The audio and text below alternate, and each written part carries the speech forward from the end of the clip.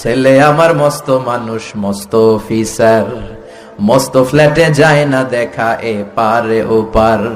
নানান রকম জিনিস আর আসবাব দামি দামি, সবচেয়ে কম দামি ছিলাম একে মাত্র আমি।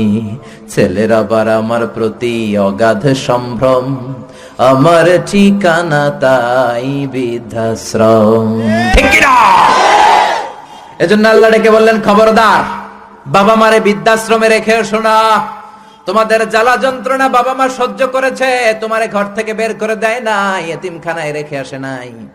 এজন্য বাবা মা যদি ঘরের মধ্যে পেশাব করে পায়খানা করে পরিষ্কার করবা, তাহলে তোমার জীবনটারে উজালা করে দিবে কে? আল্লাহ। বৃদ্ধাশ্রমে রেখে আসা যাবে?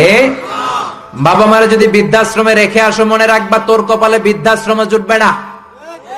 তুমি যদি বাবা মারে বৃদ্ধাশ্রমে রেখে আসো, তুমি বয়স্ক হলে তোমার কপালে বৃদ্ধাশ্রম নাই। ঠিক কি না? ভাঙ্গা থালা হাতে নিয়ে তুমি রাস্তায় ভিক্ষা করে খাবা।